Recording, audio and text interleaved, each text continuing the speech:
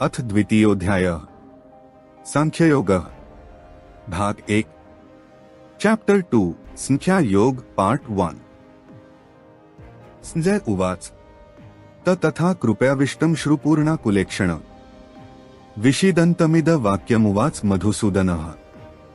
Having heard Arjuna's justifications from refraining from the battle due to the fear of receiving sin for the slaying of relatives, Dhritarashtra was relieved of the fear that his sons might have returned to the Pandavas their fair share of the kingdom and desired to know what happened next.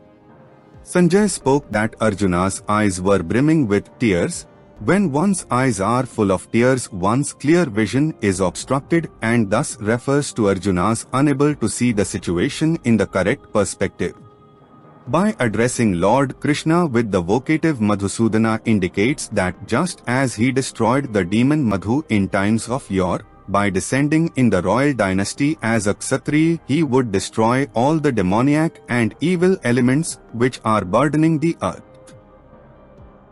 Shri Bhagavan uvac Kutastva kashmalmida vishme samupasthitam Anaryajushtama kirti kramarjun. By using the unexcelled superlative of Bhagavan in referring to Lord Krishna's supreme position as the unparalleled possessor of the six opulences being omniscience, power, strength, splendor, wealth and dispassion. Lord Krishna, desiring to benefit the devotees, inquires from Arjuna where has this delusion arisen from in this hour of crisis which afflicts those who do not comprehend the value of human existence. क्लैब्यम मास्म गमः Partha नैतत्वय उपपद्यते क्षुद्र हृदय दौर्बल्यम त्यक्त्वोत्तिष्ठ परंत. By addressing Arjuna as the son of Pratha, it refers to his mother Kunti, who by worshipping Indra, the ruler of the demigods, received Arjuna as her son endowed with extraordinary might and valor like Indra. Lord Krishna reminds Arjuna of this to instruct him not to yield to this impotence, for it does not befit him, and that he should discard this weakness of heart. By using the vocative Parantapa meaning chastiser of enemies, Lord Krishna is reminding Arjuna that at the time of his birth a heavenly voice proclaimed that he would conquer all enemies. Arjun uvac कथा भीष्मः सुखे द्रोणच Madhusudan इषुभिः प्रतियोत्स्यामि पूजार्हा वरिसूदन. Although Lord Krishna's instructions are perfectly correct, still it might be submitted that one coming from noble lineage should only fight a battle which is not antagonistic to one's family traditions regarding righteousness, and not fight a battle which would be instrumental in destroying these family traditions. Arjuna is asking how can he engage in battle with his superior Bhishma and his preceptor Drona. When even to argue against them is improper, then what to think against attacking them with deadly arrows in earnest? Why? Because preceptors and superiors are always to be respected. Duryodhan, by placing Bhishma and Drona directly in the forefront, caused the ever-righteous Pandavas discomfort at the thought of having to fight against them, as it was opposed to the time-honored noble traditions of their family lineage. So what Arjuna in fact is stating is, why should they engage themselves in this battle, being aware of the great sinfulness declared in the Vedic scriptures of disregarding superiors and showing aggression against the preceptor, which results in the perpetrator becoming a ghostly demon known as a Brahmarakshasa. Gurunhatva hi mahanubhava shreyo bhoktum bhaikshampiha loke hatvarthakamanstu gurunihaya Bhunjiya bhogan rudhira pradigdha. It may be further submitted that although Bhishma and Drona are both always to be respected, but as they are superiors and preceptors to both the Pandavas and the Kauravas, they should all be looked after equally regarding acquisition and preservation. Why should Bhishma and Drona fight for the unlawful kingdom of the Kauravas on the side of the wicked Duryodhan?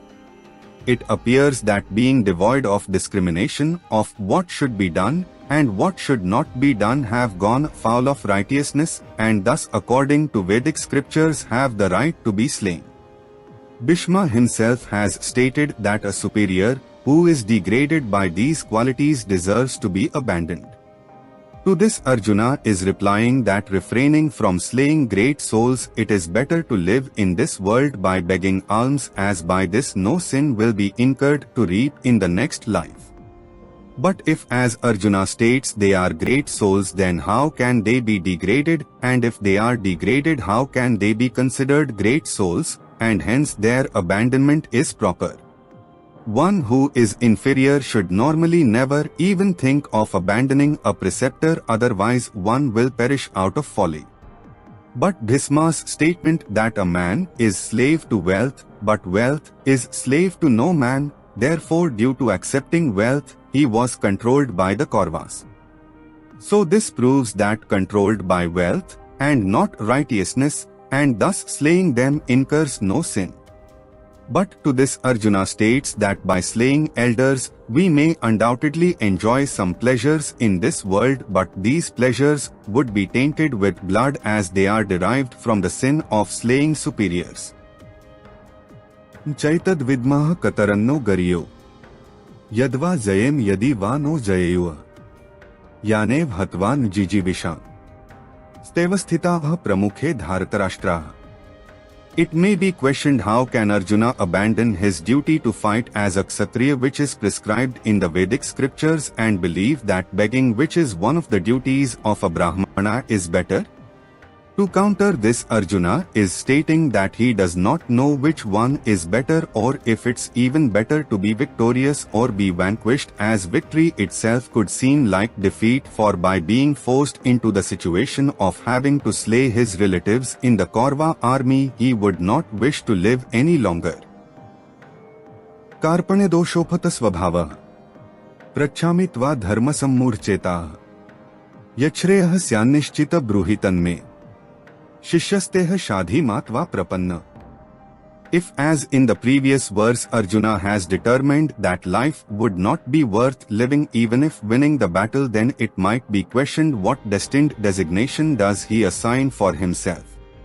To this query, Arjuna has now determined in his mind that unconditional surrender to the Supreme Lord Krishna is the greatest panacea than any other means prescribed in Vedic scriptures. The Vedic scriptures reveal that he who originated the entire creation, from whose breath emanated the eternal Vedas for Brahma to speak, that Supreme Personality, omniscient and effulgent, is he who should be sought for shelter. Also in the books of law in the Vedic culture, it is written that he who originated Brahma and protects the eternal Vedas is he, the Supreme Lord Krishna, all-knowing and effulgent, who should be sought for shelter. Those who seek shelter of the Supreme Lord Krishna are never deluded. Lord Krishna is known as Janardana, or he who always removes the ignorance of his devotees. Arjuna has lost the power of discrimination in knowing what is beneficial for himself and what is not. So realizing this, he tells Lord Krishna that he is surrendering to him whose power is not known by Brahma or Shiva, and whose attributes and potencies are transcendental to the material existence, who is an ocean of qualities such as compassion and mercy, and this Lord Krishna has descended himself and incarnated in the Varsni dynasty in the family of Vasudeva for the benefit of his devotees and all those who follow righteousness in accordance to the Vedic scriptures, who are eligible to receive the mercy and compassion of the Supreme Lord. According to Vedic scriptures, one who dies in this world without becoming self-realized is a miser. One is called a miser who is destitute of knowledge of the nature and qualities of their immortal soul. In worldly parlance, one is known as a miser who is extremely stingy with their money. Miserliness here is the affliction of weakness regarding one's spiritual identity and integrity. Discriminatory power weakened by vices forms the delusion which bewilders the intelligence. Arjuna, whose ignorance was removed due to the compassion of the Lord for his devotees, realized this and unconditionally surrendered to Lord Krishna with the words Tvam Prapannam, meaning surrendered unto you, and asks the Lord for spiritual guidance as confirmed by the words Sadhi Mam, instruct me. Arjuna qualifies his own fitness to receive these instructions from Lord Krishna by the words Sisyahte Aham, meaning I am your disciple. This was stated by Arjuna so that Lord Krishna would understand that he was serious and not doubt his intentions, that he was a fit recipient for the Lord's mercy, and give him instructions out of his causeless compassion. Nihi prapashami mamapanudyat yachokmuchoshanmind priyana avapya bhumavas panmruddha rajyam suranampi chadhipatyam. It could be submitted that depending on one's individual inclinations, there are numerous merits in this world such as wealth and kingdoms, all of which can be acquired through regulatory actions prescribed in the Vedic scriptures, while for the Kshatriya rulers in general being without enemies is preferable.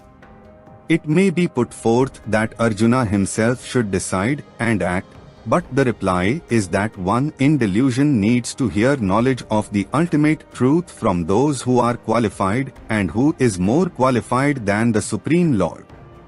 Knowledge of the ultimate truth helps one cross over this delusion.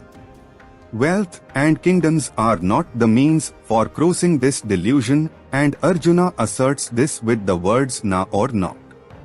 The understanding of it is even if he was to win a kingdom of unrivaled prosperity free from enemies, Arjuna still could not see any means of alleviating the grief that was drying up his senses. By the use of the word high, meaning certainly the conviction that he could not see any solution to his grief is reinforced, indicating that only the Lord is fit to instruct him. Sanjay Uvac एवमुक्त्वा हृषिकेश गुडाकेशः परंत नियोत्स्य इति Govind मुक्त्वा तूष्णी भूव.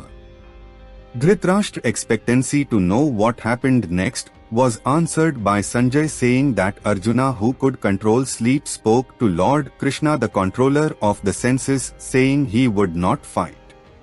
Lord Krishna, the omnipotent, omniscient, originator of the Vedas and the worship-able Supreme Lord spoken of in the Udyoga Parva of the Mahabharata as Govinda, the one who knows everything in all respects according to the words of the Vedas. Also in the Harivamsa the sages have stated that verily the cow is called Go, and elaborating further they address Lord Krishna as Govinda, or he who protects the cows and he who attracts everyone's senses. तमुवाच ऋषिकेशः प्रहसन्निव भारत सेनयोरुभयोर्मध्ये विषीदन्तमिद वचः. In this way, although Arjuna had decided to refrain from the battle, still Dhritarashtra should not expect that the future of his sons was to be bright and happy as long as the Supreme Lord Krishna, the controller of the animate and inanimate, who descended personally to destroy the miscreants, is present in this world. To emphasize this reality, Sanjay said to him, O Bharatha, referring to his ancestor, the great monarch of all the world, King Bharatha, telling frankly that the joy he is feeling regarding Arjuna's seemingly abstention from the battle and the termination of the war was not appropriate. Lord Krishna, with a subtle smile upon his face, then spoke to Arjuna, who was lamenting at a most inappropriate time between the two opposing armies. The word prahasan, meaning smiling, is used to subtly indicate sarcasm and evoke anger at the impropriety of such limpid sensitivity by Arjuna, who in his own right is a mighty warrior respected and renowned by all the mightiest warriors of his time. This smile indicating sarcasm is justified by the use of the word iva, as it were indicating that due to the nature of the situation, being the two armies immediately ready for battle, Arjuna's reluctancy and Lord Krishna accepting him as a disciple. So in order to substantiate Arjuna's fitness to receive spiritual knowledge, this subtle smile is used to remove any lingering vestiges of pride Arjuna might have had regarding his knowledge, intelligence and prowess. Shri Bhagavan Uvac अशोचानन्वशोचस्त्व प्रज्ञावादाश्च भाष्ये गतासुश्च नानुशोचन्ति पंडिताः. The conclusion based on the strength of the Vedic scriptures to be found in various texts such as the Mundaka Upanishad, it states that one who has duly realized the ultimate truth, whose heart is calm and whose senses are under control, such a one situated in enlightenment should categorically and comprehensively impart the knowledge of the ultimate truth to others, by which they can also become self-realized. By disseminating the knowledge which dissolves all lamentation and delusion, the meaning which has been elucidated in the Vedic scriptures and the Vedic books of law like the Brihadaranyaka, which states, by the will of he who is imperishable the sun and the moon are vitalized. The wind blows out of fear of him, the sun rises out of fear of him, Agni, Indra and even death all perform their duties out of fear of him. Encompassing all that exists, internal and external, is the Supreme Lord Krishna. Everything existing is verily manifested from him. One who is peaceful and tranquil should propitiate and worship under all circumstances. Under the control of the Supreme Lord Krishna, the whole cosmic manifestation composed of demigods, demons and humans and various variegated species is pulsating. O demigods, what the earth says is true. The Creator and all living species are fragments of the Supreme Lord Krishna. Whatever is present in totality is the Supreme Lord Krishna, the undecayable one, without a second and nothing else. Everything visible and invisible is created from the Supreme Lord Krishna. The Supreme Ultimate Truth is He and He alone. What grief and delusion can exist when one understands this truth? Discussing the nature and attributes of the Supreme Ultimate Reality Lord Krishna, known also as Narayana, Hari, Vasudeva, Vishnu and others, who controls all animate and inanimate energies like the sun, moon, fire, the demigods, death, the universes, etc., and the non-material, original cause of the creation, maintenance and destruction of the total material manifestation. The all-pervading, omnipresent, soul of all being and of the nature of being eternally, simultaneously one and distinctly different. In order to evoke the power of discrimination between the physical body and the soul, the Supreme Lord Krishna, rejecting Arjuna's scholarship, replied that he was grieving for those who should not be grieved for, such as Bhishma and Drona, who are engaged in battle to win merit. Here Lord Krishna responds to Arjuna's statement in chapter 1, verse 32 of, what use is kingdom, fabulous wealth, enjoyments or even living? It is only Arjuna's delusion that he grieves, thinking that without relatives there is no purpose of ruling the kingdom or in living. Moreover, Arjuna talks like one learned, saying that sin would be incurred, but then disregarding the fact that Duryodhan and his brothers are heinous offenders. So in this way Lord Krishna shows that foolishness and scholarship are illogical and a dichotomy being contradictory. Hence Arjunayoro trademark symbol as attempt at scholarship has no value. Why? Because those with spiritual intelligence do not grieve for the dead or the living.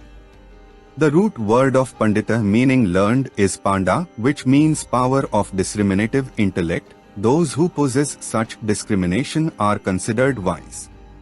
The wise never lament for the physical body. Ntvevahan zatu nasan tvaneme janadhipaha. Nchaivan bhavishyamah sarve vayamtah param. Next, it might be questioned, why do the wise not lament for the living or the dead?